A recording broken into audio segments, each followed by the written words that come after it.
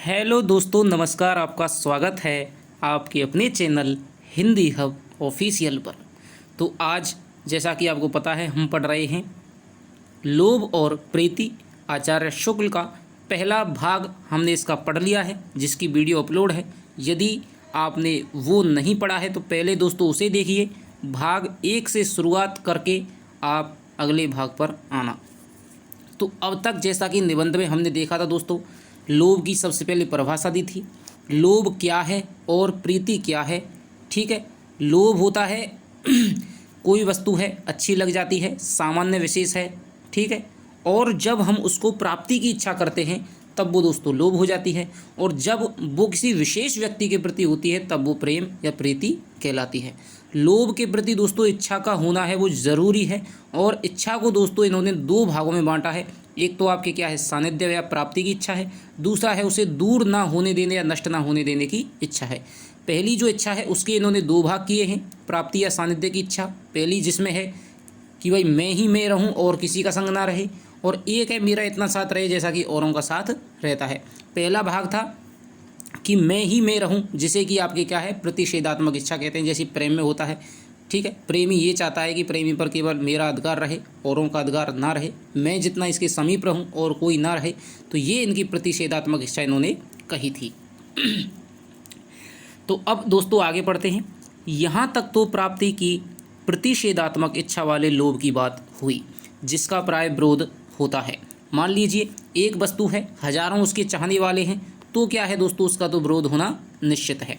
अब प्राप्ति की उस इच्छा का विचार करता हूँ जिसे एक ही वस्तु के संबंध में बहुत से लोग बिना किसी विरोध के रख सकते हैं। एक तो ये थी कि एक मंजिल है और हजारों मुसाफिर हैं, तो फिर उनमें दोस्तों प्रतियोगिता होगी। जैसे कि आपकी कोई भी एग्जाम ले लीजिए, 10,000 सीटें हैं, 20 लाख फॉर्म आ रहे हैं, 5,000 सीटें हैं, 10 लाख फॉर्म आ रहे हैं, तो फिर दोस्तों उनमें प्रतियोगिता होनी, उनमें लड़ाई होना निश्चित है। लेकिन एक ऐसी इच्छा होती है सानिध्य प्राप्त करने की कि भाई हाँ, उसमें 1,000-2,000 लोग हैं, वो क्या है दोस्तों आराम से उसके सामीप्य में बने रह सकते हैं। जैसे मान ली कोई इमारत है, ताजमहल है, ठीक है, तो ताजमहल को हजारों लोग हैं वो इसके एक साथ देख सकते हैं। तो ये वाली बात यहाँ पर कह रहे हैं। जिस लोभ से दूसरे को कोई बाधा या कष्ट पहुँचता है उसी को पहले एक प्राय जैसे बाधा या कष्ट होता है बुरा कहा जाता है। ठीक है, यानी कि जिस लोभ से हम किसी वस्तु के प्रति लोभ कर रहे हैं, मान लीजिए उससे दूसरे को कष्ट पहुंच रहा है, वो कह रहा है कि भाई इसका कैसे सामीप्य हो गया, इस पे तो मेरा ही अधिकार था, तो फिर उसे बाधा या कष्ट होता है, बुरा कहता है। फिर दूसरा, फिर तीसरा भी उसको बुरा कहता है। इसी प्रकार बहुत से बुरा कहने वाले हो जाते हैं। सारांश यह है कि जो लोग दूसरे की सुख या शांति स्वच्छंदता के बाधक होते हैं, अधिकतर वही निंद्य समझे जाते हैं। उपवन की शोभा सबको लुभाती है। यदि कोई नित्य किसी के बगीचे में जाकर टहला करे तो उसका क्या जाता है। यदि हम किसी की वस्तु पर लुभाकर उससे उतना ही संपर्क रखना चाहते हैं जितना सब लोग एक साथ रख सकते हैं, तो हमारा लोग किसी की आंखों में खटक नहीं सकता। मैंने आपको वही बात बताई थी कि कोई भी आप गार्डन में, कोई भी आप बगीचे में घूमने जाते हैं तो किसी को भी दोस्तों दिक्कत नहीं होती है, क्योंकि सभी वहाँ घूमने जाते हैं, सभी उसको पसंद करते हैं, सभी उसको चाहते हैं, तो किसी को भी कोई दिक्कत नहीं होती है। लेकिन मान लीजिए आप किसी की पत्नी को, किसी की बहन को यदि आप देखते हैं, या किसी की प्रेमिका को यदि आप देखते हैं, तो फिर दोस्तों उसे दिक्कत होती है। बगीचे को आंख से एक साथ बहुत सारे लोग देख सकते हैं, पर उसमें से फल नहीं खा सकते। जहां देखने का भी दाम लगता है, या कुछ आदमियों को देखना भी बिना बंद किए देखा नहीं जा सकता, वहां दृष्टि संपर्क की इच्छा भी मुश्किल में डाल देती है।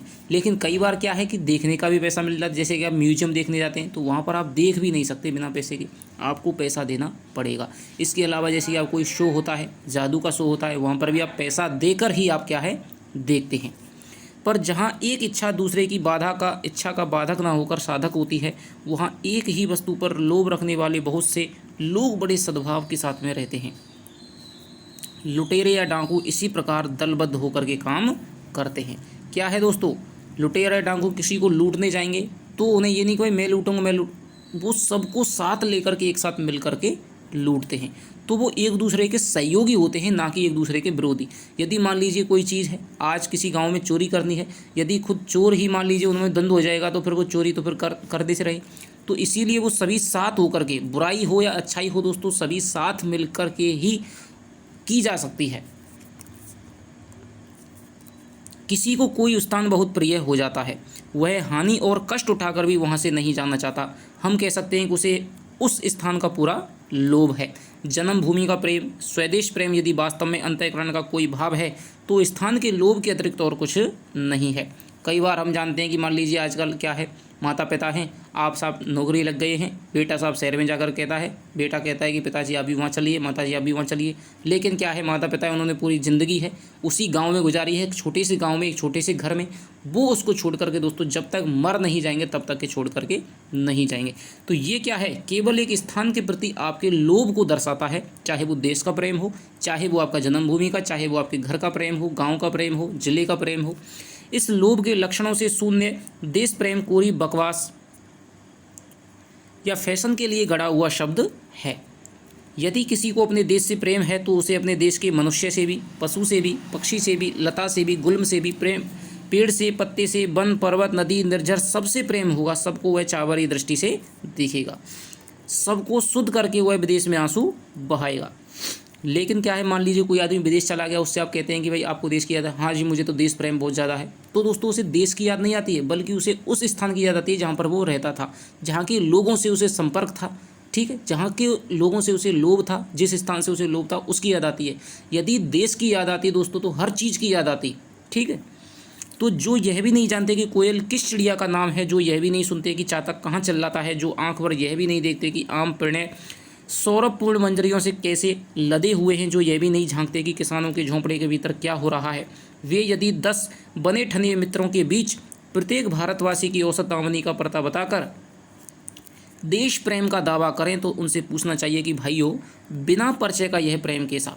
तो शुक्ल जी कहते हैं कि देश प्रेम वही है जब आपको देश की प्रत्येक वस्तु से आपको अनुराग हो जाए, उसके प्रत्येक प्रति आपकी चाहत है वो उत्पन्न हो जाए।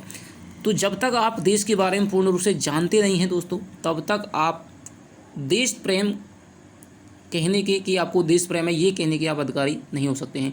पहले दोस्तों जितने भी नेता थे, चाहे महात्मा गांधी हो, गोपाल कृष्ण गोखले, बाल गंगाधर तिलक हो, ठीक है, जवाहरलाल नेहरू हो, सारों को नेता बनने से पहले दोस्तों भ्रमण पर घुमाया जाता था। गांधी जी जब भारत आए थे तो सबसे पहले क्या है, गोखले के कहने पर आपको क्या है, पूरे भारत की उन्होंने क्या है भ्रमण किया था, यात्रा किए थे, हर स्थान पर जाकर के वहाँ के लोगों के स्वभाव को, संस्कृति को, विभिन्नताओं को दोस्तों समझा था। तब जाकर के उनमें इतनी समझ हुई कि वो एक नेता बन सकें। तो जिनके सुख दुख, नेता का क्या होता है दोस्तों, नेतृत्व करने वाला ही नेता होता है। जब तक उसे अपने लोगों के बारे में ही नहीं पता होगा तब तक वो देश का नेतृत्व कैसे कर सकता है। जिनके सुख दुख के तुम कभी साथी ना हुए उन्हें तुम सुखी देखना चाहते हो, यह समझते नहीं बनता। उनसे कोसों दूर बैठे बैठे, पड़े पड़े या खड़े खड़े तुम बुलायती बोली में अर्थशास्त्र की दुहाई दिया करो, पर प्रेम का नाम उसके साथ में ना घसीटो। तो तुम कहते हो भाई ये है मेरे लिए, ये है, ये आमदनी है, ये आमदनी, इससे दोस्तों किसी का भी देश प्रेम जाहिर नहीं हो सकता है। भले ही इससे आपकी विद्वता, अर्थशास्त्र जाहिर हो सकता है, आपका ज्ञान जाहिर हो सकता है, लेकिन देश प्रेम तो दोस्तों जब है जब आप देश के किसी भी व्यक्ति के प्रति प्रेम है, जब आपके सुख और दुख में आप उसके साथ ही बनते हैं। प्रेम हिसाब किताब की बात नहीं है। हिसाब किताब करने वाले भाड़े पर भी मिल सकते हैं, पर प्रेम करने वाले नहीं। हिसाब किताब से देश की दशा का ज्ञान मात्र हो सकता है। हित चिंतन और हित साधन की प्रवृत्ति इस ज्ञान से भिन्न है। इस मन के वेग पर, वह मन के वेग पर निर्भर है। उसका संबंध लोभ या प्रेम से है, जिसके बिना आवश्यक त्याग का उत्साह हो ही नहीं सकता। आप त्याग कब कर सकते हैं, जब आपके अंदर का प्रेम और लोभ हो। भाई आपको किसी चीज़ की जरूरत नहीं है और आप कहते हैं मैंने उसका त्याग कर दिया, तो क्या वो त्याग है? नहीं। जब आपको किसी से लोभ है, अच्छी लगती है, और जब आपको किसी से प्रेम है, यदि आप उसको त्याग कर देते तब आपका वो त्याग है कहलाता है।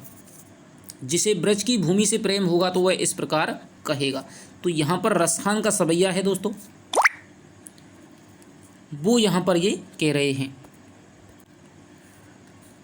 कि नैनन सो रसखान जबे ब्रज के बनवाग तड़ाग निहारो, केतिक ये कलदौत के धाम करील के कुंजन ऊपर बारो। क्या कह रहे हैं रसखान जी? रसखान जी क्या कह रहे हैं कि नैनन सो रसखान की, जब से मैंने इन आँखों से ब्रज के वनों को, बागों को और तालाबों को जब से मैंने निहारा है, तब मेरी जो इसकी क्या है, इसके प्रति जो मेरा अनुराग है, मेरी प्रीति है, वो बहुत ज़्यादा बढ़ गई है। और इतनी ज़्यादा बढ़ गई है कि केतिक ये कलदौत के धाम की, मैंने चांदी के अनेकों धामों को, करोड़ों धामों को, कोटिक कहते हैं, कहीं कहीं केतिक आता है, करील के कुंजन ऊपर वारो, तो मैंने करील के कुंजों के ऊपर, जो ब्रजभूमि के करील हैं उनके जो कुंज हैं, उनके जो समूह हैं, ठीक है, झुरमुट हैं, उनके ऊपर मैंने चांदी के करोड़ों क्या है अनेकों कलधोत के धामों को, आश्रमों को क्या है, घरों को मैंने क्या है, महलों को क्या है, विसार दिया है, न्योछावर कर दिया है। रसखान तो किसी की या लकुटी अरु कामर या पर पुरो राजती हूँ पुर को तज डारो, ठीक है। तो ये बात कहते हैं, ये उसकी पहली पंक्तियाँ हैं दोस्तों, या लकुटी अरु कामरिया पर राज पुहूँ तेज को तज डारो। लकुटी अरु कामरिया पर तीनों पुरों का राज सिंहासन तक त्यागने को तैयार थे, पर देश प्रेम की दुहाई देने वालों में से कितने आप में से किसी थके मादे भाई के फटे पुराने कपड़ों और धूल भरे पैरों पर रीझ कर या कम से कम खींच कर बिना मन मैला किए कमरे की फर्श भी मैली होने देंगे। मोटे आदमियों, तुम जरा सा दुबले हो जाते अपने अंदेशे से सही, तो ना जाने कितनी ठठरियों पर मांस छड़ जाता। वेरी इंपॉर्टेंट लाइन है दोस्तों, आपसे पूछी जा सकती है पंक्ति देकर के किस निबंध से उद्धृत है, ठीक है। तो जरा सा दुबले हो जाते कि जो मोटे आदमी है, मान लीजिए यदि आप थोड़ा सा शोषण कम करते, थोड़ा सा कम खाते, तो शायद जो भूखे हैं, ठीक है, जो दबे कुचले हैं, जो आपके बहुत, ठीक है, बहुत ही गरीब लोग हैं, तो शायद उनमें भी दोस्तों समानता, उन ठठरियों पर भी मांस चढ़ जाता। तो यहाँ पर दोस्तों शोषण की वृत्ति को यहाँ पर उजागर करते हैं कि जो मोटे आदमी हैं, धनी आदमी हैं, जो अपने भाषणों में, अपने वक्तव्यों में देश प्रेम की बात करते हैं, वो केवल अपना ज्ञान झोंकते हैं, अपने अर्थशास्त्र का ब्यौरा सुनाते हैं, लेकिन उनके अंदर कहीं भी दोस्तों देश प्रेम की भावना दिखाई नहीं देती है। अब पूछिए कि जिनमें यह देश प्रेम नहीं है उनमें वह किसी प्रकार हो भी सकता है? हाँ, हो सकता है। परिचय से, सानिध्य से जिस प्रकार लोभ से सानिध्य की इच्छा उत्पन्न होती है, उसी प्रकार सानिध्य से भी लोभ या प्रेम की प्रतिष्ठा होती है, ठीक है। मान लीजिए किसी को आपके प्रति प्रेम नहीं है, किसी के प्रति आपका प्रेम नहीं है, तो क्या फिर ऐसा है कि ज़िंदगी भर आपका प्रेम विकसित नहीं होगा? बिल्कुल होगा। यदि आप उस चीज़ की प्राप्ति की इच्छा करेंगे, उसके प्रति लोभ करेंगे, उसके सानिध्य करेंगे, तो दोस्तों सत्संग के माध्यम से, ठीक है, कई बार क्या है, कोई चीज़ हमें अच्छी नहीं लगती है, ठीक है, जीके पढ़ना मान लीजिए आपको अच्छा नहीं लगता है, लेकिन आप बार बार अपने मन में कहते हैं कि भाई हाँ मुझे अच्छा लगता है, लेकिन परीक्षा है, तो बार बार आप पढ़ते हैं, उसके सानिध्य में रहते, दिन रात उसके बारे में सोचते हैं, तो दोस्तों उससे भी आपको क्या है, प्रेम हो जाता है। कई बार क्या है, ऐसे ऐसे भी आपको टीचर मिलेंगे जिन्होंने, इनके मुख्य विषय क्या है, इतिहास है, ठीक है, जैसे कि आपके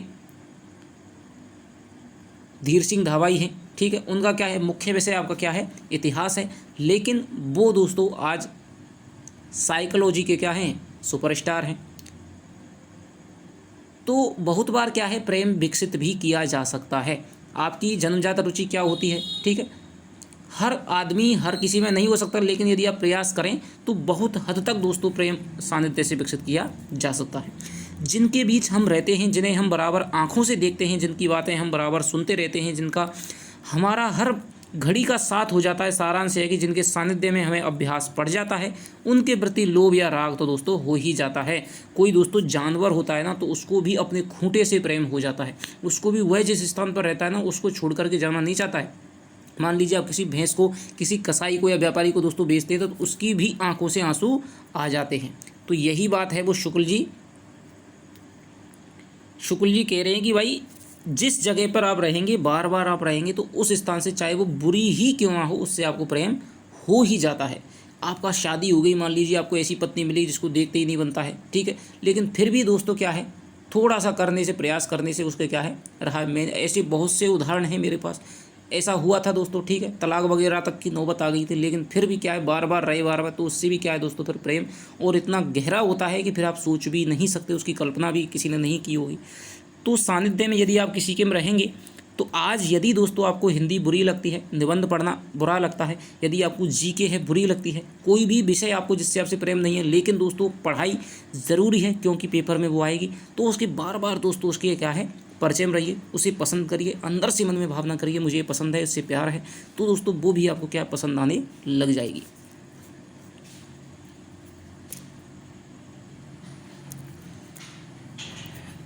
जिस स्थान पर बहुत दिनों तक रहता है उसे छोड़ते हुए दुख होता है। पशु और बालक भी जिसके साथ में अधिक रहते हैं उन्हें परच माने होता है दोस्तों जानना। यह परचना परिचय से निकला है। परिचय प्रेम का प्रवर्तक है, बिना परिचय के प्रेम नहीं हो सकता है। यहाँ पर दोस्तों, यहाँ पर इन्होंने सूर सागर से लिया है थोड़ा सा, ठीक है, सूर सागर की यहाँ पर जैसे कि बूझत श्याम कौन तू गोरी, ठीक है, कि श्याम कहते हैं कि कौन तू गोरी, कहाँ सो आई, कहाँ की छोरी, ठीक है, हम तो अपनी पौरी में खेलते रहते हैं, तू कहाँ से आई है, किस गांव की है, किसकी पुत्री है। ठीक है, तो जो सूरदास का जो राधा कृष्ण का जो प्रेम है वो परिचय से होता है उत्पन्न। यहीं पर बात करेंगे कि जब तक आपका किसी से परिचय नहीं होगा, ठीक है, परिचय है वो प्रेम का प्रवर्तक। तो ये आपसे पूछा जा सकता है कि प्रेम का प्रवर्तक शुक्ल ने किसको बताया है, परिचय को बताया है। बिना परिचय के प्रेम नहीं हो सकता है। यदि देश प्रेम के लिए हृदय में जगह करनी है तो देश के स्वरूप से परिचित और अभ्यस्त हो जाओ। इसीलिए दोस्तों प्राचीन काल जब आज़ादी से पहले जब नेता थे उनको क्या है, देश घुमाया जाता था।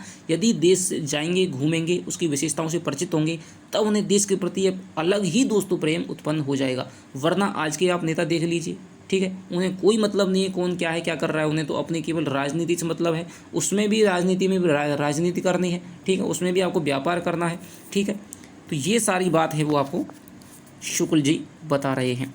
बाहर निकलो तो आंखें खोलकर देखो कि खेत कैसे लहरा रहे हैं, नाले झाड़ियों के बीच में से कैसे बह रहे हैं, टेशू के फूलों से वनस्थली कैसी लाल हो रही है, चौपायों के झुंड चरते हैं, चरवाहे तान लड़ा रहे हैं, अमराइयों के बीच में गांव झांक रहे हैं, उनमें घुसो, देखो क्या हो रहा है, जो मिले उनसे दो दो बात करो, उनके साथ किसी पेड़ की छाया के नीचे घड़ी अधघड़ी बैठ जाओ और समझो कि ये सब हमारे हैं। इस प्रकार देश का रूप तुम्हारी आंखों में समा जाएगा, तुम उसके अंग प्रत्यंग से परिचित हो जाओगे। तब तुम्हारे अंतःकरण में इस इच्छा का उदय होगा कि वह हमसे कभी ना छूटे, वह सदा हरा भरा और फूला फला रहे, उसके धन धान्य की वृद्धि हो, उसके सब प्राणी सुखी रहें। यह तो वर्तमान प्रेम सूत्र हुआ। यदि आप किसी चीज़ के बार बार सानिध्य में रहेंगे, बार बार दोस्तों उसके पास में रहेंगे, तो आपको निश्चित ही दोस्तों उसके प्रति प्रेम हो जाएगा। आपके घर वालों के प्रति क्या है प्रेम, क्यों प्रेम होता है, क्योंकि आपने शुरू से उनको देखा है, माता पिता को शुरू से आपने देखा है, शुरू से उनके साथ में रहे, हर इच्छा में हर सुख दुख में उनके साथ रहते, इसीलिए दोस्तों वो प्रेम विकसित हो जाता है। अतीत की ओर दृष्टि फैलाओ, या फिर आपके माँ बाप फिर कितने ही बुरे हों, लेकिन दोस्तों जब मान लीजिए उनके देहांत होता है या कहीं भी चल, तो फिर आपको दुख तो दोस्तों उत्पन्न होता है। अतीत की ओर दृष्टि फैलाओ, रामकृष्ण, भीम, अर्जुन, विक्रम, कालिदास, भभूति इत्यादि का स्मरण करो, जिससे यह सब तुम्हारे ही हो जाएं। इनके नाते भी यह भूमि और इस भूमि के निवासी तुम्हें प्रिय होंगे। जब तक तुम इस देश की विशेषताओं को समझोगे नहीं, देखोगे नहीं, इस देश की प्रकृति को देखोगे नहीं, तब तक तुम्हें इससे प्रेम नहीं होगा। ठीक है, जब तक तुम अपने में ही खोए रहोगे, अपने घर में ही कमरे में बंद रहोगे, तब तक दोस्तों आप देश को नहीं जान सकते। तो थोड़ा सा यदि तुम्हें देश से प्रेम करना है तो देश के बारे में दोस्तों जानना जरूरी है। यदि आपको किसी विषय से प्रेम करना है, जीके से यदि आपको प्रेम करना, तो जीके के बारे में दोस्तों आपको जानना तो पड़ेगा। बार बार उसका रिवीजन है, बार बार उसको पढ़ना पड़ेगा, थोड़ी सी ऐसी इच्छा जगानी पड़ेगी कि हाँ भाई विशेष उसको बनाना पड़ेगा। तो आपका जो प्रेम है दोस्तों अपना आप ही प्रस्फुटित हो जाएगा। पर आजकल इस प्रकार का परिचय बाबुओं की लज्जा का एक विषय हो रहा है। वे देश के स्वरूप से अनजान रहने या बनने में अपनी बड़ी शान समझते हैं। मैं अपने एक लखनवी दोस्त के एक सांची का स्तूप देखने गया था। यह स्तूप बहुत सुंदर छोटी सी पहाड़ी के ऊपर स्थित है। सांची का स्तूप है दोस्तों आपके मध्य प्रदेश में स्थित है, सुंदर छोटी सी पहाड़ी पर है। ठीक है, नीचे एक छोटा सा जंगल है जिसमें महुए के पेड़ भी बहुत से हैं। संयोग से उन दिनों पुरातत्व विभाग का एक कैंप पड़ा हुआ था। रात हो जाने के कारण हम लोग उस दिन स्तूप नहीं देख सके। सवेरे देखने का विचार करके नीचे उतर रहे थे। बसंत का समय था, महुए चारों ओर टपक रहे थे। महुओं से क्या है, थोड़ी सी एक दोस्तों एक विशेष प्रकार का रस है, गंध है। ठीक है, जब वो पक जाते हैं तो उनसे क्या है, एक गंध है, वो पानी से टपकता है। मेरे मुंह से निकला महुओं की कैसी मीठी महक आ रही है। वो महुए से ही जो आदिवासी लोग हैं वो शराब बनाने का काम करते हैं, तो उनसे क्या है, एक विशेष प्रकार की गंध उठती है। तो शुक्ल जी कहते हैं कि जब मैं उतर रहा था, महुओं की गंध है वो टपक रही थी, तब मैंने कहा कि महुओं की कैसी मीठी महक आ रही है। इस पर लखनवी महाशय ने मुझे रोक कर के कहा, यहाँ महुए सहुए का नाम ना लीजिए, लोग देहाती समझेंगे। मैं चुप हो गया, समझ गया कि महुए का नाम जानने का बाबूपन में बड़ा भारी बट्टा लगता है। ठीक है, ऐसी ही घटना दोस्तों एक मेरे साथ में हुई थी। क्या हुई थी, एक बार जब मैं कॉलेज में पढ़ता था, तब मैंने क्या है, तब मैं वहाँ पर एक बार किसी काम से गया था। तो वहाँ पर क्या है, वकील साहब जी वहाँ पर खड़े हुए थे। ठीक है, कोट पैंट में, अच्छे काले कोट पैंट में पहने हुए वकील साहब जी, बहुत ही प्रतिष्ठित। ठीक है, जब मैंने उनसे दोस्तों मैंने उनसे राम राम कर दी, तो दोस्तों उन्होंने राम राम ही नहीं ली। ठीक है, पहली बार में तो ये हुआ, जैसे ही मैं उधर से लौट के आया तो मैंने नमस्ते की, तो उन्होंने नमस्ते ले ली। तब मेरी समझ में आया कि वास्तविकता में इनके नाम में राम राम से बट्टा लगता है। और ऐसे ही लोग हैं दोस्तों जो अवध में मंदिर बनाने की कोशिश कर रहे हैं, जो कहते हैं कि भाई अवध में तो राम जी का जन्म हुआ, ये मंदिर बनना चाहिए। ऐसे ही लोग हैं जिन्हें राम से कोई मतलब नहीं है। ठीक है, लेकिन राम के नाम पर राजनीति है वो करना चाहते हैं। आरंभ में ही कहा जा चुका है, जैसे कि मान लीजिए आज आप बुफे सिस्टम में जाते हैं, कहीं पर शादी में जाते हैं, यदि आप वहाँ पर सारे लोग हैं खड़े होकर खाना खाते हैं, बैठकर हर कोई खाना चाहता है, लेकिन सबको ये है कि यार बैठ गए तो लोग क्या समझेंगे, लोग क्या कहेंगे, ठीक है, कोई बैठ नहीं सकता है, ठीक है। खड़े होकर खाने में किसी को आनंद नहीं आता है, बैठकर खाना चाहते हैं, शांति से खाना चाहते हैं, लेकिन फिर भी सब खड़े होकर ही खाते हैं। किस वजह से? कि कोई यार हमें कोई ग्रामीण समझ लेगा, देहाती समझ लेगा, ठीक है। तो ये जो वाली बात है, शुक्ल जी यहाँ पर अपने साथ में वो वाक़या है वो बता रहे हैं। अभ्यास में ही कहा जा चुका है कि आरंभ में ही कहा जा चुका है कि प्रवृत्ति भेद से प्रिय वस्तु के संबंध में इच्छा दो प्रकार की होती है, एक तो प्राप्ति या सानिध्य की इच्छा तथा दूर न करने या कष्ट न देने की इच्छा। प्राप्ति या सानिध्य की इच्छा का विचार तो हो चुका है, रक्षा की इच्छा का अन्वेषण करना है। रक्षा की इच्छा भी दो प्रकार की होती है। तो सबसे पहले दोस्तों यहाँ से आपका क्वेश्चन यहाँ से बन जाएगा कि शुक्ल ने इच्छा को कितने प्रकार का बताया है? दो प्रकार का। एक तो प्राप्ति की इच्छा, प्राप्ति की इच्छा के दो भाग किए हैं। कौन सी? एक हो गई आपके कि भाई मैं ही मैं साथ रहूं, प्रतिषेधात्मक इच्छा, और एक है आपकी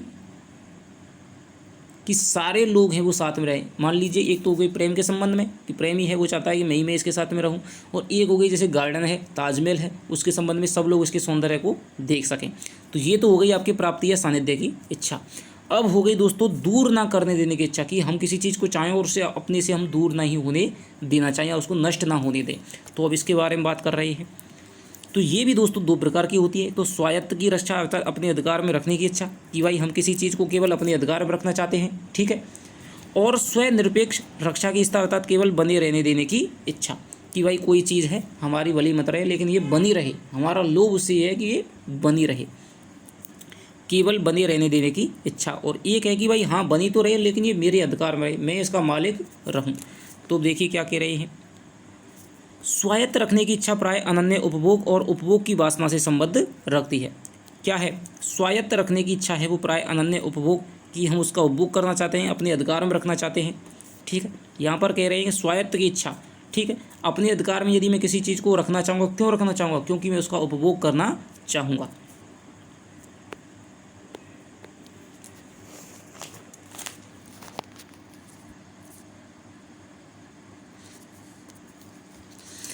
अनन्य उपभोग से उपभोग की वासना से संबद्ध रहती है। इससे वह कभी कभी लोगों को खटकती है और लोग उसका विरोध करते हैं। कोई बहुत मीठे आम का पेड़ है जिसका फल सब लोग खाते हैं, जिसकी रखवाली सब लोग करते हैं। यदि उसमें से कोई एक अकेले आदमी उसकी रखवाली करने चले और किसी को पास ना आने दे तो सब लोग उसका मिलकर के विरोध करेंगे। पर कभी कभी स्वायत्त रखने की इच्छा अन्य द्वारा यथेष्ट रक्षा के उस अविश्वास के कारण होती है जो लोभ या प्रीति की अधिकता से उत्पन्न होती है। तो मान लीजिए कई बार क्या है, किसी व्यक्ति को किसी वस्तु से इतना ज़्यादा प्रेम होता है कि वो किसी और को फटकने ही नहीं देता है। तो ये जो वाली बात है ना, तो वो अनन्य इच्छा अन्य द्वारा यथेष्ट रक्षा के उस अविश्वास के कारण होती है जो लोभ या प्रीति की अधिकता से किसी वस्तु को बहुत ज़्यादा प्रेम हो गया तो वो चाहता है कि कोई भी इसके साथ में ना फटके और ये मेरे अधिकार में ही रहे और मैं ही इसका उपभोग करता रहूं। ऐसी दशा में यदि संरक्षक वस्तु के उपयोग या उपभोग आदि से औरों को कोई बाधा नहीं पहुंचती है तो किसी एक का उसे अपनी इच्छा में रखना दूसरे को बुरा नहीं लगता है। ऐसी दशा में यदि संरक्षक वस्तु के उपयोग और उपभोग से आदि से औरों को कोई बाधा नहीं पहुंचती, मान लीजिए कोई ऐसी वस्तु है, आपको कोई अपना पेन इतना ज़्यादा पसंद है कि आप उसे अपने ही अधिकार में और खुद ही उपयोग करना चाहते हैं, तो किसी दूसरे को उससे बाधा नहीं पहुँचती है, ठीक है। किसी एक का बाधा नहीं पहुंचती है, ठीक है। तो किसी एक का उसे अपनी रक्षा में रखना दूसरे को बुरा नहीं लगता है, तो किसी को भी बुरा नहीं लगेगा। आप अपना पेन है आराम से रखिए।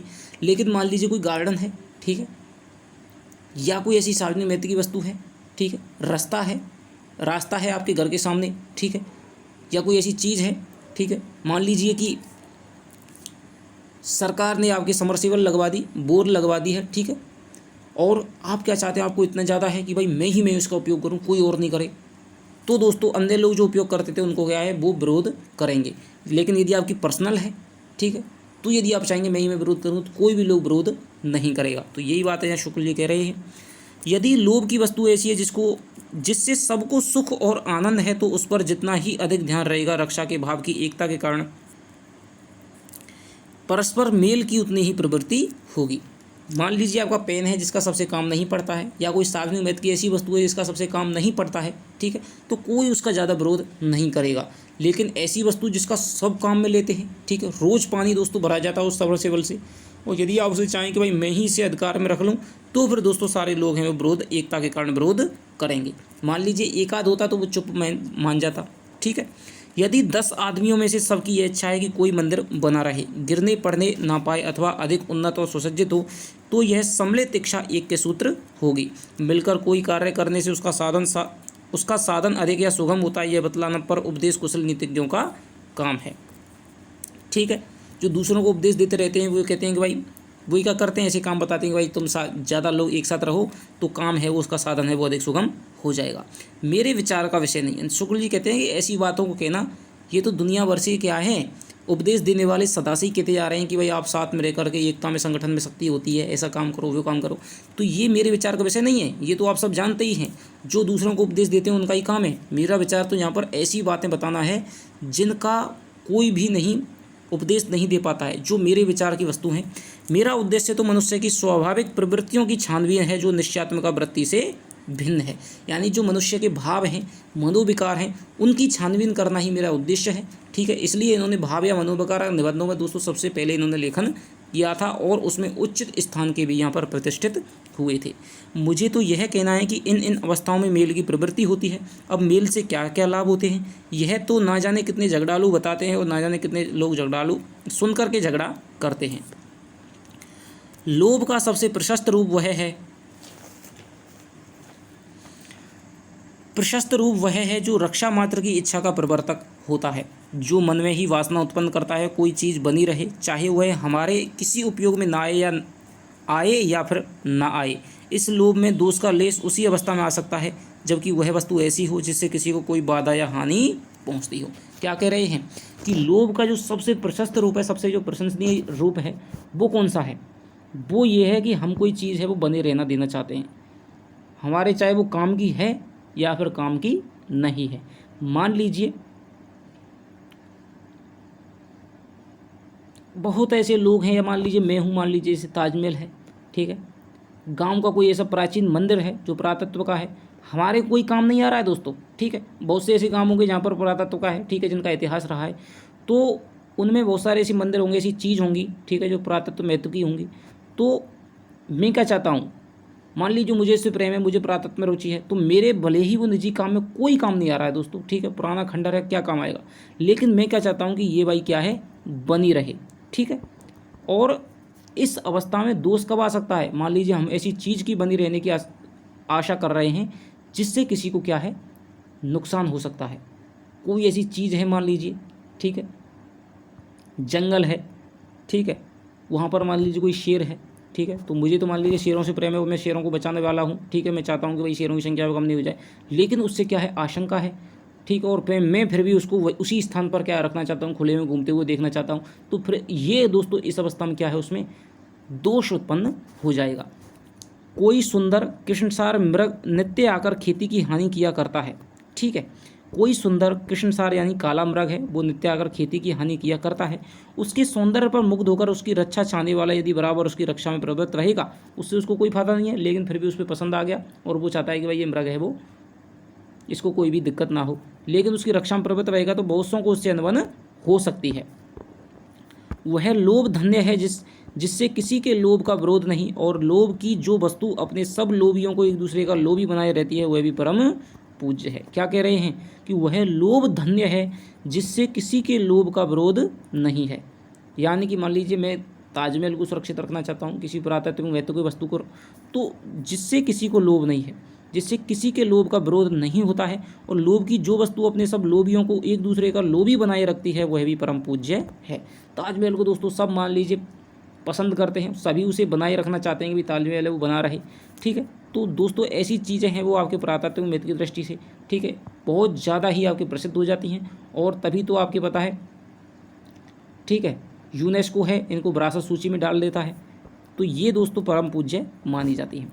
घर का प्रेम है, पुर या गांव का प्रेम है, देश का प्रेम है, इसी पवित्र लोक के क्रमशः विस्तृत रूप है, ठीक है। घर है, पुर है, देश है, देश से सब दोस्तों प्रेम करते हैं और सब चाहते हैं कि देश है वो बना रहे, तो इसीलिए यहाँ पर है वो चीज़ है, ये परम पूज्य मानी है। मनुष्य के प्रयत्नों की पहुँच बहुत परिमित होती है, यानी सीमित होती है, अतः जो प्रेम क्षेत्र का जितना ही निकृष्ट होगा उसमें उतने ही अधिक प्रयत्न की आवश्यकता होगी, और जो जितना दूर होगा प्रयत्नों का उतना ही कम अंश उसके लिए आवश्यक होगा। कोई चीज़ आपके निकट है दोस्तों तो आपको उसे बनाए रखने के लिए बहुत ज़्यादा प्रयत्न करना पड़ता है, लेकिन मान लीजिए देश प्रेम है तो आपको बनाए रखने के लिए बहुत ज़्यादा प्रयत्न नहीं करना पड़ता, लेकिन घर के प्रेम को बनाए रखने के लिए आपको घर में रहना जरूरी होता है। सबसे अधिक घर की रक्षा का, फिर पुर या ग्राम की रक्षा का और फिर देश की रक्षा का ध्यान जनसाधारण के लिए स्वाभाविक है। मान लीजिए आपके घर पे आपकी देश में कोई घटना हो जाती है तो आपको इतना ज़्यादा फर्क नहीं पड़ता है, दूसरे ज़िले में आपकी घटना हो गई कोई ज़्यादा फर्क नहीं पड़ता है, दूसरे गांव में घटना हो गई कोई दिक्कत नहीं है, लेकिन सबसे ज़्यादा दिक्कत जब होती है जब आपके गाँव में आपके घर में ही मान लीजिए आग लग जाती है, तब दोस्तों सर्वाधिक ध्यान है वो व्यक्ति अपने घर का करता है, ठीक है, उसके बाद में वो देश वगैरह का अन्य गांवों का करता है। पर जिसकी दृष्टि बहुत व्यापक होता है, जिसके अंतःकरण में परार्थ को छोड़ स्वार्थ के लिए अलग जगह नहीं होती है, वे इस क्रम का विपर्य कर दिखाते हैं। वे देश की रक्षा के लिए अवसर पड़ने पर घर का लोभ क्या प्राणों तक का लोभ छोड़ देते हैं, पर ऐसे लोग बिरले होते हैं, सबसे ऐसी आशा नहीं की जा सकती है। अब घर का प्रेम, पुर का प्रेम, देश का प्रेम कहाँ तक विरोध शून्य होता है यह भी देखिए। इनका अवरोध परिमित होता है घर के भीतर, पुर या ग्राम के भीतर ही उसके होने का निश्चय रहता है, का निश्चय रहता है। क्या कह रहे हैं कि जो घर का प्रेम है पुर या ग्राम के भीतर यदि आप उसमें घर में रहेंगे तब तक आपका है वो प्रेम है वो रहेगा, उसके होने का निश्चय रहता है। घर के बाहर या पुर या ग्राम के बाहर, देश के बाहर विरोध करने वाले मिल सकते हैं। एक घर की रक्षा दूसरे घर वालों से, एक पुर की रक्षा दूसरे पुर वालों से और एक देश की रक्षा दूसरे देश वालों से करनी पड़ती है। तो ये बात है यहाँ पर कह रहे हैं। जिनकी आत्मा समस्त भेदभाव को भेद करके अत्यंत उत्कर्ष पर पहुंची हुई होती है वे सारे संसार की रक्षा चाहते हैं, ठीक है। जो कि यहाँ पर हमारे धारणा की गई कि अयम निज है परो वेति गणनाम लघु चेत साम उदार चरता नाम तू वसुधैव कुटुंबकम। सारी जो सृष्टि है, सारा जो संसार है वही मेरा परिवार है, उसको परिवार मान करके जितनी चिंता मैं अपने परिवार की करता हूँ उतनी चिंता इस समस्त सृष्टि की, समस्त संसार की मैं करूँ, ठीक है। और क्या है कि सारा संसार है वो सुखी है, ठीक है। तो ये वाली जो बात है वो भी दोस्तों क्या है, सारे लोग सुखी हो में, सारा संसार के लोग सुखी में, दुख किसी के भी भाग्य में ना आए, तो वो वाली जो सूक्ति है वो भी इस तथ्य की पुष्टि करती है। सारे संसार की रक्षा चाहते हैं। जिस स्थिति में भूमंडल के समस्त प्राणी कीट पतंग से लेकर के मनुष्य तक सुखपूर्वक रह सकते हैं उसके अभिलाषी होते हैं, ऐसे लोग विरोध के परे होते हैं। उनसे जो विरोध रखे हुए संसार के विरोधी हैं वे लोग के कंटक हैं। तो जो समस्त संसार को वसुधैव यानी कुटुंबकम मान के चलते हैं, अपना परिवार मान के चलते हैं, यदि उन लोगों के प्रति यदि कोई विरोध रखता है तो वो दोस्तों वो लोग के संसार के क्या है, कांटे के समान है, संसार के कंटक के समान है। कोई वस्तु हमें बराबर सुख या आनंद देती रहे, कोई वस्तु बनी रहे, इन्हीं दो भावों को लेकर के स्वायत्त की रक्षा और स्वनिरपेक्ष रक्षा की इच्छा, ये दो विभाग पहले किए गए हैं। क्या है, एक तो होती है अपने अधिकार में रखने की इच्छा, और केवल क्या है मुझे कोई लाभ नहीं है, केवल वो बनी रहे, तब ये दो विभाग हैं उसके किए गए थे दूसरी वाली की इच्छा की। अतः पहली को यदि हम अपने सुख की रक्षा की इच्छा कहें तो बहुत कुछ अनुचित न होगा। वस्तु के दूसरे के पास जाने से, नष्ट हो जाने से हमें सुख या आनंद ना मिल सकेगा, इसी से हम उसकी रक्षा के लिए व्यग्र होते हैं, ठीक है भाई। मान लीजिए हम अपना घर है तो अपने घर की रक्षा क्यों करते हैं। यदि हमारा घर मान लीजिए कोई जल जाता है, तोड़ देता है, उस पर मान लीजिए कोई आक्रमण कर देता है, तो हमें पता है कि भाई फिर हम अगले दिन है वो कहाँ पर रहेंगे, कहाँ पर सोएंगे, ठीक है, कहाँ पर फिर निवास करेंगे। तो इसलिए मान लीजिए हम कोई किसी वस्तु की क्या है रक्षा करते हैं। यदि ऐसी कोई वस्तु को कोई उठाने के लिए जाता है और वह बीच में ही नष्ट हो जाए तो हमें दुख ना होगा, ठीक है।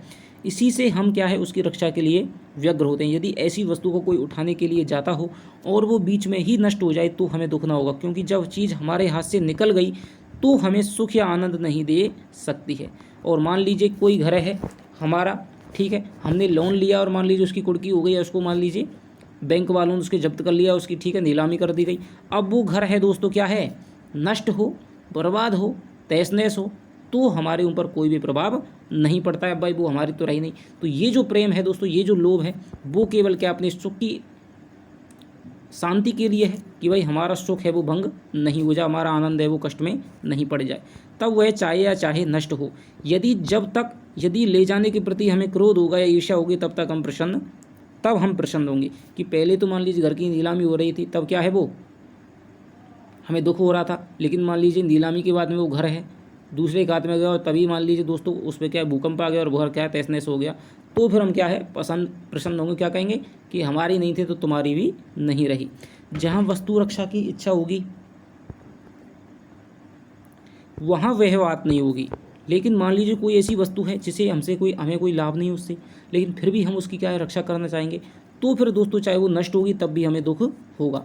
हम किसी देश में उस वस्तु का नाश ना चाहेंगे। किसी पुराने काजी के पास 2 स्त्रियां एक बच्चे को होकर के लड़ती हुई आईं, तो देखिए कितना अच्छा उदाहरण दिया है। एक कहती थी कि यह बच्चा मेरा है, दूसरा कहती थी मेरा है। ये आपने कहानी भी सुनी होगी। एक कहती थी कि बच्चा मेरा है, एक दूसरा कहती थी कि मेरा है। काजी साहब ने परीक्षा के विचार से कहा, अच्छा तुम दोनों को बच्चा है काट करके आधा आधा बांट दिया जाएगा। इतना सुनते ही दोनों में से एक स्त्री घबराकर बोल उठी, जाने दीजिए, बच्चा मुझे ना दीजिए, उसी को दे दीजिए। अब मान लीजिए कि उसका बच्चा नहीं होता तो क्या है, ठीक है। तो ये दो दोस्तों जो लोभ है, ये जो इच्छा है आपकी, वो है कि भाई बच्चा चाहे मुझे मिले या नहीं मिले, लेकिन जो बच्चा है वो बना रहना चाहिए, उसके प्रति मेरा कोई स्वार्थ नहीं है। बच्चा यदि दोस्तों कटेगा तो फिर क्या है मुझे दर्द होगा, ठीक है। तो ये जो वाली बात है, काजी साहब समझ गए कि बच्चा इसी का है और वह स्त्री बच्चे की माँ थी, अतः उसके प्रति क्या है सच्चा लोभ था। अब तक लोभ के संबंध में जो कुछ कहा गया है वो उसका व्यापक अर्थ लेकर के, पर जैसा पहले कहा जा चुका है कि लोभ शब्द कहने से आजकल प्राय धन के लोभ की भावना होती है। आप किसी को लोभी कहते हैं तो उसका मतलब समझ लेना चाहिए क्या है, धन के लोभी की बात हो रही है। प्राप्ति की रक्षा की उस इच्छा की ओर ध्यान जाता है। तो सोचिए दोस्तों, एक छोटा सा शब्द लोभ, एक छोटा शब्द है प्रीति, उसके बारे में 12 15 पन्ने कितना विचार विश्लेषण करके है शुक्ल ने लिखा है, जिनके बारे में हमारा कभी ध्यान नहीं जाता। कितना उसका क्या है विवेचन कर दिया है, कितने भेद कर दिए हैं एक एक उदाहरण दे करके, हाँ भाई क्या क्या है। तो ये दोस्तों इनकी ताकत है। धन के लोभ की भावना प्राप्ति की रक्षा की उस इच्छा की ओर ध्यान जाता है जो जीवन निर्वाह की सामग्रियों के प्रति होती है। धन के अनेक सुखों की प्राप्ति अनेक कष्टों का निवारण होता है, अथवा यूँ कहिए कि धन के बिना संसार में रहना संभव नहीं है। संसार में जो लोग इतने लोग धन इकट्ठा करते हुए दिखाई देते हैं, उनमें से कुछ तो घोर कष्ट के निवारण के लिए, कुछ अधिक सुख की प्राप्ति के लिए, और कुछ भविष्य में सुख के अभाव या कष्ट की आशंका से, और कुछ बिना किसी उद्देश्य भावना के करते हैं। तो दोस्तों यहाँ पर 4 प्रकार की यहाँ पर कैटेगरी बताई है कि कुछ तो ऐसे लोग हैं, मान लीजिए किसी को रोटी खाने को नहीं मिल रही है तो वो किसके लिए कमाएगा, रोटी के लिए कमाएगा। जिसको रोटी मिल रही है वो क्या करेगा कि थोड़ा भाई मेरे लिए क्या है सब्जी भी मिल जाए, ठीक है, थोड़ा सा और मैं अच्छा खा सकूँ और अधिक सुख प्राप्त कर सकूँ, उसके लिए कमाता है, ठीक है। लेकिन जिसके पास में बहुत अच्छा सुख भी है, रोटी सब्जी दोनों टाइम खा रहा है, ठीक है, कोई कष्ट नहीं है, फिर वो क्या इसके लिए कमाता है कि भविष्य में यार कोई कष्ट नहीं हो जाए, तो थोड़ा सा मैं पूंजी जोड़ लूँ, बार कोई बीमारी हो जाए, ठीक है, 10-20 लाख की जरूरत पड़ जाए, ठीक है, तो वो इसके लिए कमाता है। और कुछ क्या है जिनने इतना भी कमा लिया कि भाई भविष्य में कोई दिक्कत आ जाएगी तब भी हम क्या है सक्षम है। और कुछ हैं कोई बिना उद्देश्य कमा रहे हैं, उनका कोई उद्देश्य नहीं है भाई क्यों कमाना है, सारा कुछ उनके पास में है फिर भी वो कमाए जा रहे हैं। तो यहाँ पर इन्होंने 4 हैं दोस्तों वो प्रकार बताए हैं। इनमें से प्रथम श्रेणी के लोग तो धन की जितनी प्रबल इच्छा करें उसके लिए जितना वो आतुर हों, लोभ ही नहीं कहला सकते, क्योंकि भाई उनकी ज़रूरत है। रोटी खाने के लिए यदि कोई मान लीजिए धन कमाए, ठीक है, 200-250 रुपये मजदूरी करे, तो फिर वो दोस्तों लोभ नहीं है, धन का लोभ ही नहीं है वो तो दोस्तों कमाएगा नहीं तो क्या खाएगा, क्या मर जाएगा फिर। धन के बिना जिन्हें पेट भर अन्न नहीं मिलता, जो शीत और ताप से, तो जो मूलभूत जो आवश्यकता है, रोटी कपड़ा मकान है, ठीक है, शारीरिक आवश्यकता है, उनके लिए यदि कोई धन कमाने के लिए मेहनत मजदूरी करे, दौड़ता भागता फिरे, तो वो तो धन का लोभी नहीं है। जो शीत और ताप से अपने शरीर की रक्षा नहीं कर सकते, उन्हें जो लोभी कहे वे बड़े भारी लोभी और बड़े भारी क्रूर हैं। दूसरी श्रेणी के लोगों पर से लोभ के आरोप की संभावना क्रम से बढ़ते बढ़ते चौथी श्रेणी के लोगों पर जाकर निश्चय की कोटि को पहुंच जाती है। तो दूसरा श्रेणी का है वो थोड़ा सा लोभी होगा, लेकिन जो तीसरा श्रेणी का जो भविष्य में धन एकत्रित करता है तो उसका क्या है थोड़ा सा और ज़्यादा लोभ।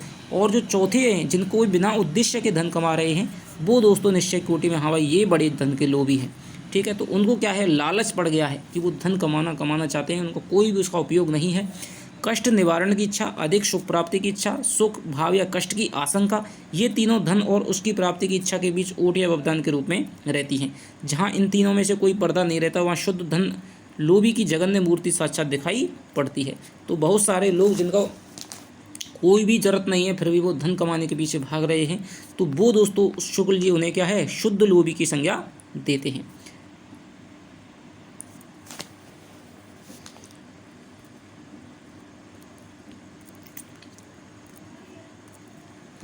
धन की कितनी इच्छा लोभ के लक्षणों तक पहुंचती है। धन की कितनी इच्छा लोभ के लक्षणों तक पहुंचती है, इसका निर्णय कठिन है, पर किसी मनोविकार की उचित सीमा का अतिक्रमण प्राय वहां समझा जाता है जहां और मनोवृत्तियां दब जाती हैं।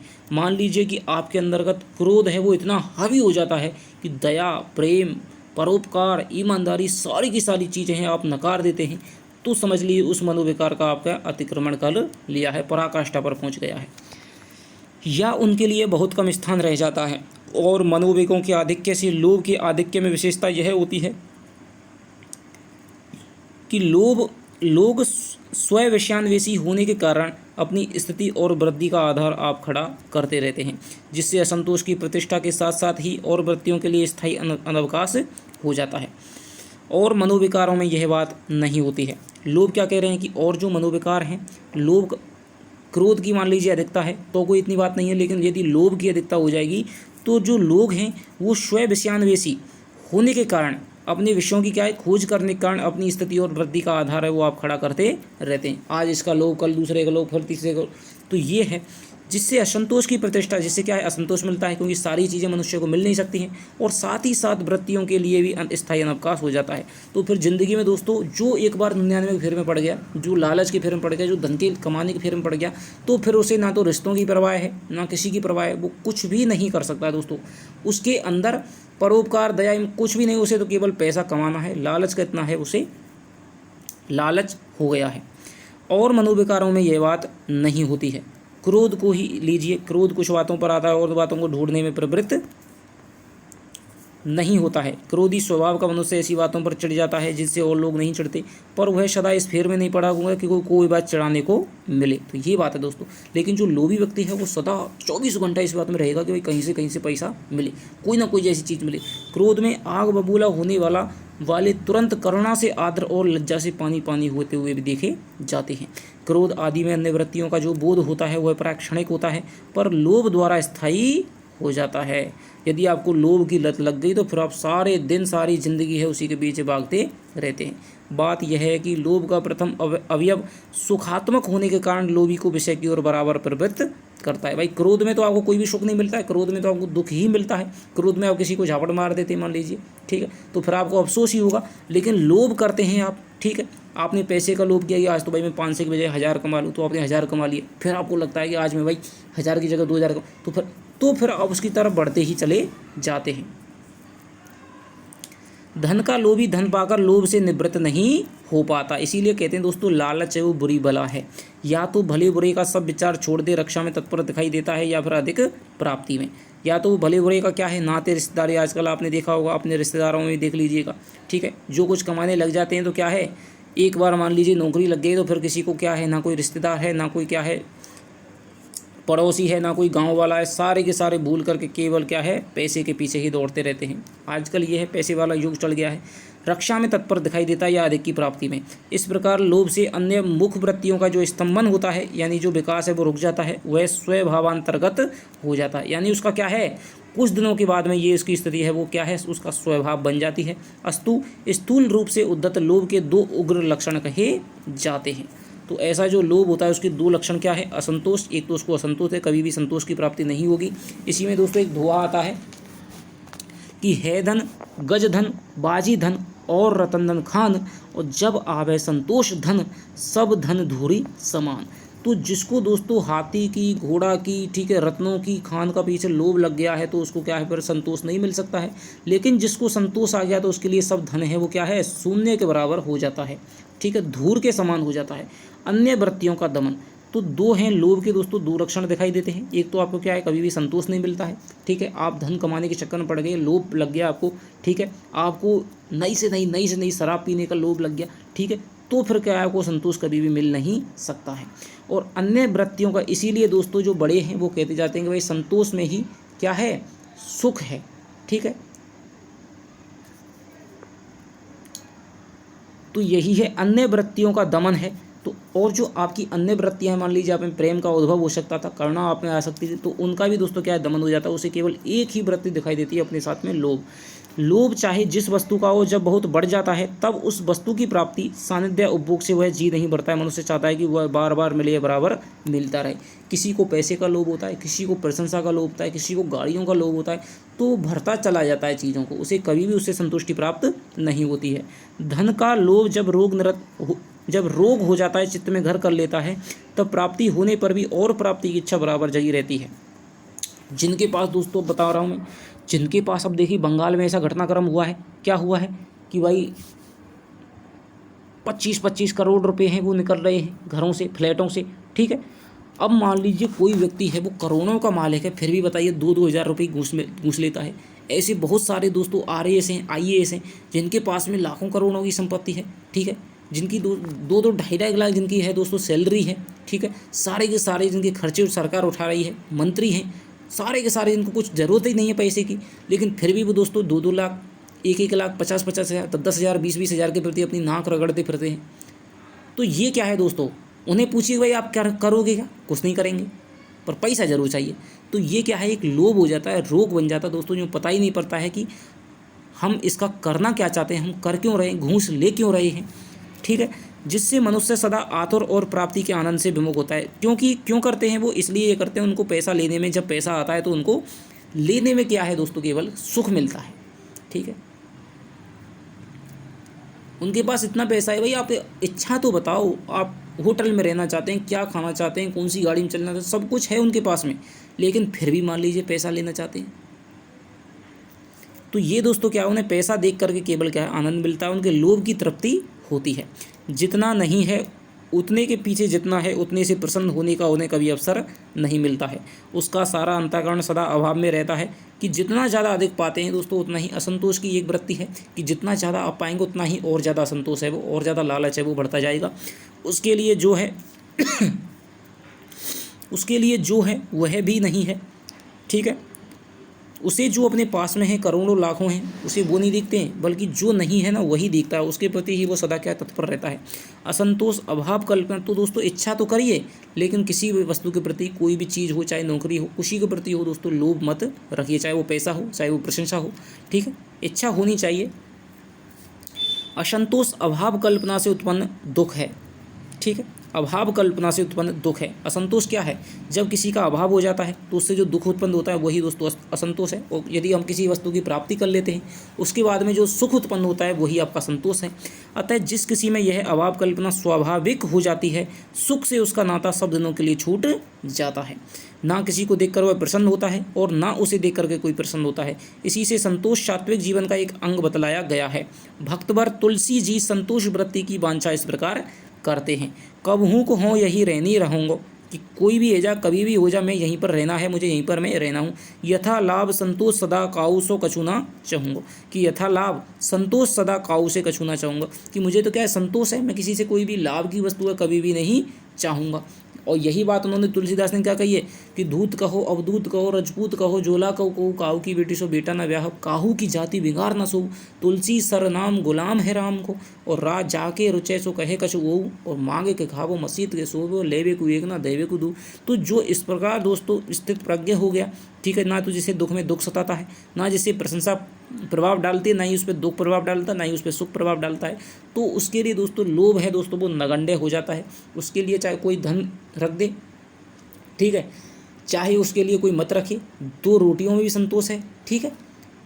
तो ये जो वाली बात है दोस्तों यहाँ पर बताई गई है।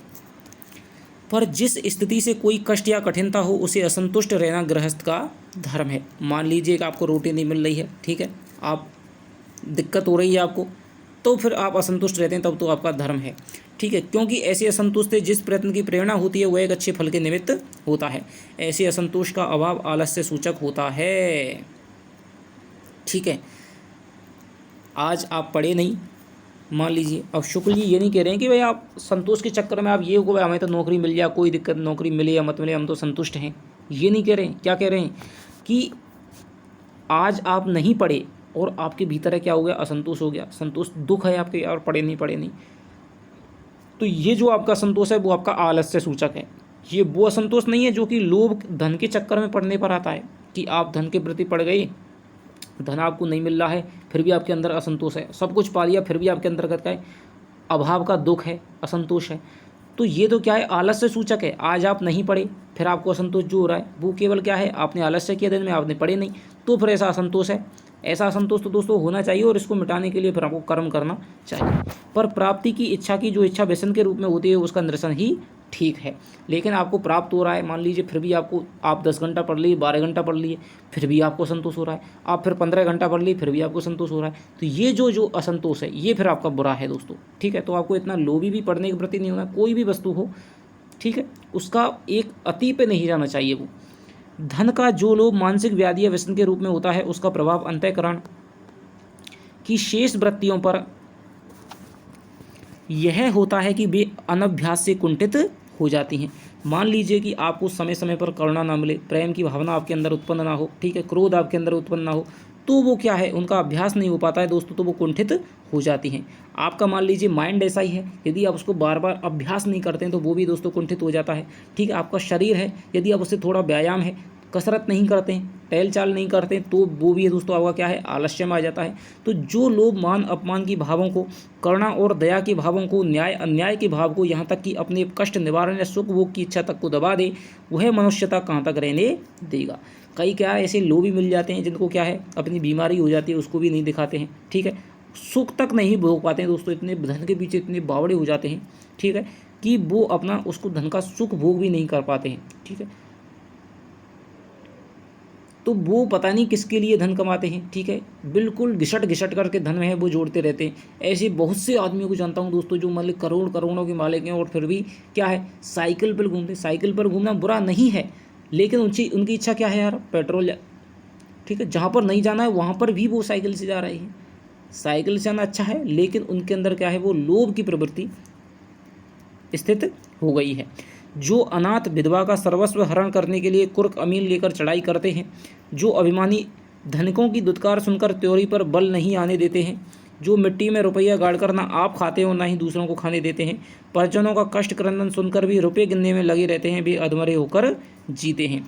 उनका अंतःकरण मारा गया समझिए, जो किसी के लिए नहीं जीते उनका जीना ही ना जीने के बराबर है। तो यहाँ पर यही कहते हैं कि भाई धन का लोभी है वो इतना, उसकी स्वाभाविक वृत्ति इतनी ज़्यादा बन जाती है, उसके पूर्व में, उसकी नसों में धन का लोभ इतना ज़्यादा बच जाता है कि फिर उसे किसी की भी चिंता नहीं रहती है। उसके सामने कोई मरे जिए या उसके सामने कोई भी दोस्तों रोग में मर जाए, जो व्यक्ति अपने रोग के निवारण के लिए धन खर्च नहीं कर सकता है, ठीक है। तो जैसे कि मैं आपको बताऊं, एक तो होता है अपव्ययी होता है जो बहुत ज़्यादा धन खर्च करता है, एक होता है दोस्तों अल्पव्ययी होता है, ठीक है, यानी मितव्ययी होता है, ठीक है, जो कम धन खर्च करता है। एक होता है दोस्तों आपका लोभी हो जाएगा, ठीक है, वो दोस्तों कम खर्च, एक हो जाएगा कंजूस हो जाएगा, ठीक है, तो वो और ज़्यादा है बिल्कुल कंजूस करेगा। एक दोस्तों होता है जिसे कहते हैं मक्खी चूस, यदि दूध में मक्खी गिर जाए तो उसको भी दोस्तों चूस करके फेंकता है कि दूध उसके साथ में चला गया। ऐसी ही दोस्तों एक कहावत है कि झूठे हाथ से कुत्ता ना भगाना, कि मान ली झूठे हाथ से कुत्ता क्यों नहीं भगाया, क्योंकि झूठे हाथ में क्या है, थोड़े से भोजन के कण लगे हुए हैं, ठीक है, यदि उस हाथ से कुत्ते को भगाएगा तो वो क्या है, कण है वो कुत्ते से लग जाएंगे। तो ये इसका अर्थ होता है दोस्तों महाकंजूस होना, झूठे हाथ से कुत्ता ना भगाना, इसका अर्थ होता है महाकंजूस होना। तो यही वाली बात है, जो धन का इतना ज़्यादा रोगी हो जाता है तो फिर वो किसी की चिंता नहीं करता है, तो फिर उसका अंतःकरण है वो मारा गया समझिए, ठीक है, उसका जीना और ना जीना है बराबर में। ऐसे जो लोग हैं दोस्तों वो समाज के, देश के या फिर इस मानवता के कोई भी काम नहीं आते हैं। तो आज की इस वीडियो में दोस्तों हम यहीं तक पढ़ेंगे। हमने सारी दोनों इच्छा देख ली हैं, ठीक है, लोभ के दो रूप भी देख लिए हैं, ठीक है, एक तो आपका असंतोष हो गया और एक अन्य वृत्तियों का दमन हो गया। अब आगे की जो कहानी है, आगे का जो निबंध है, आगे की जो बातें हैं वो हम दोस्तों अगले वीडियो में पढ़ेंगे।